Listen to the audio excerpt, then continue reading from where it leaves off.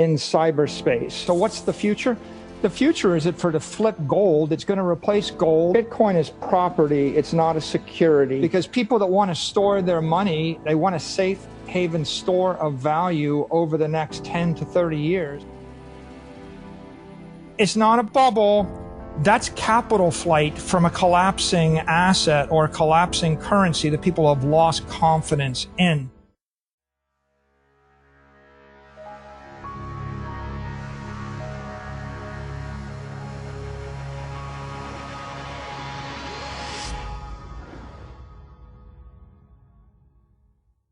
I don't think Bitcoin is volatile if you're an investor. If you're a hodler, if your time horizon is 1 year, or if it's 1 year, you're a short-term investor.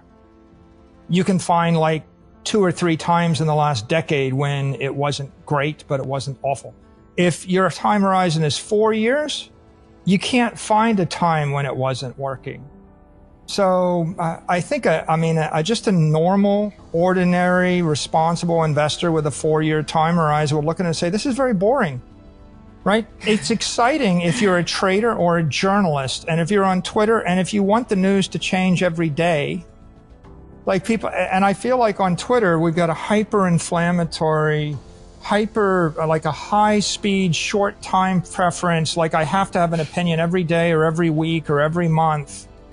And that means everybody's always generating news, and they're all, like, if I take anybody on the world, and if I take a microscope, and I zoom in, and a magnifying glass, and I zoom in by a factor of 1,000, I'll eventually find a blemish. Like, if you look at Bitcoin trading every week, you'll find a blemish. If you look at it every day, you'll find more. If you look at it every hour, you'll find more. If you look at it every minute, you'll find plenty. But if you zoom out to a decade or 5 years, then you'll have a different view. I really take issue with everybody that attempts to apply some statistical model. I'm not a trader. By the way, to be clear, trading is speculation, and traders see the world in short-term moves, and they're always, and maybe traders love volatility, and traders love controversy, and traders love this debate because it creates that volatility.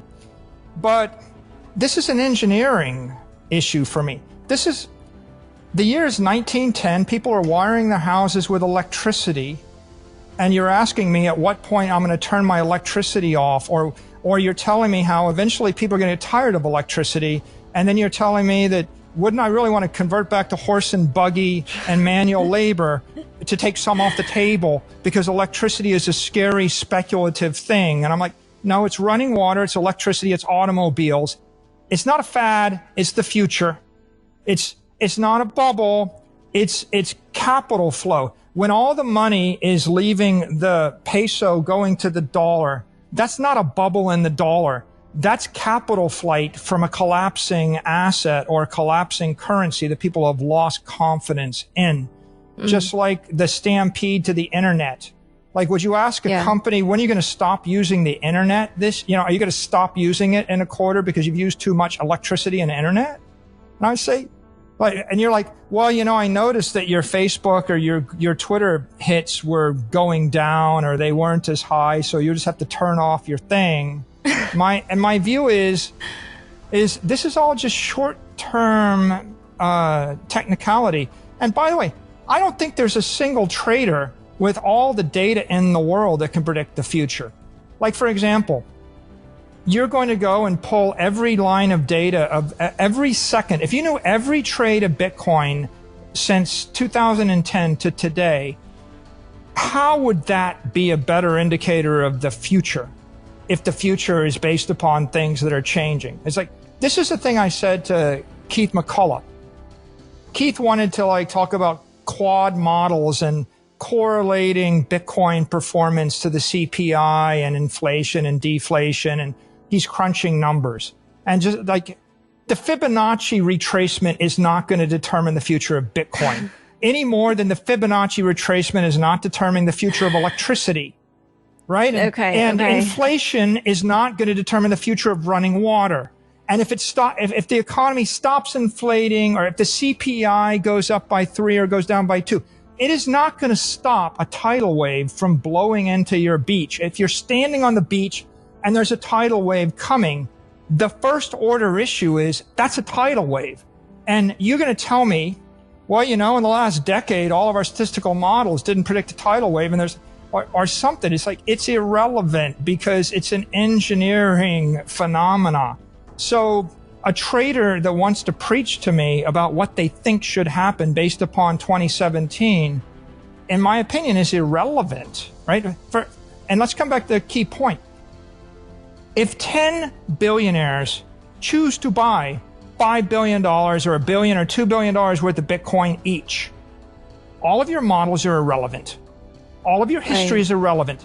It's like everything you think you know how things are going to work out. And how about all the statistics of New York City for the past decade? How relevant are they to predict what happens in New York City this month? Right. Not relevant at all. Right. So traders, I can't predict the future.